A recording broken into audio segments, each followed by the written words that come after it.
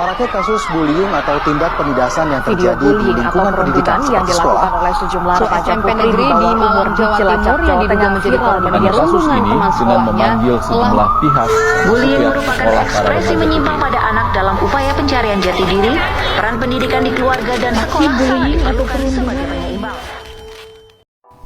Assalamualaikum warahmatullahi wabarakatuh. Halo semuanya. Beberapa waktu yang lalu ada berita yang bikin hati kita semua miris.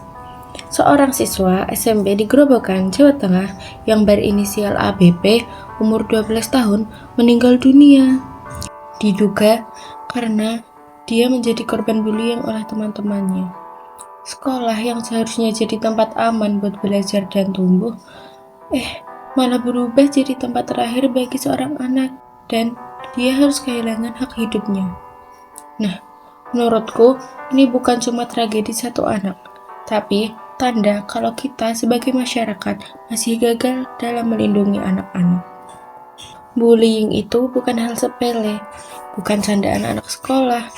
Bullying itu kekerasan, dan kekerasan sekecil apapun itu kan tetap salah. Jadi, anak itu punya hak untuk merasa aman, untuk dihargai, dan untuk tumbuh tanpa rasa takut. Nah, itu jelas tercantum dalam Undang-Undang Nomor 35 Tahun 2014 tentang Perlindungan Anak, bahwa setiap anak berhak mendapatkan perlindungan dari kekerasan fisik maupun psikis, serta hak untuk tumbuh dan berkembang secara wajar. Tapi, kalau di sekolah aja mereka masih bisa disakiti, berarti ada yang salah sama sistemnya. Guru, orang tua, dan kita semua itu harus lebih peka. Kalau anak yang terlihat murung, terisolasi, atau takut ke sekolah, jangan anggap itu hal biasa. Bisa jadi dia sedang jadi korban bullying dan gak berani bercerita, karena gak semua anak itu bisa jujur ke orang tua atau orang terdekat. Jadi mereka itu mesti lebih memendam rasa takut mereka sendiri. Nah, perlindungan anak itu bukan cuma tugas guru ataupun pemerintah, tetapi tanggung jawab bersama, termasuk kita sebagai teman, sebagai masyarakat, sebagai keluarga. Dan setiap anak itu punya hak untuk hidup dengan aman, belajar dengan nyaman, dan merasa diterima.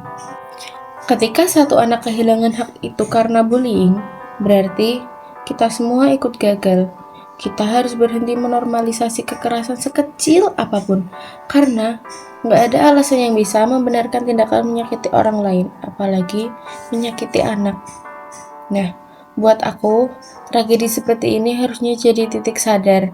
Kalau kita benar-benar peduli sama anak-anak, kita harus mulai dari hal kecil, seperti saling menghargai, nggak mengejek, dan berani menegur kalau melihat perundungan anak-anak.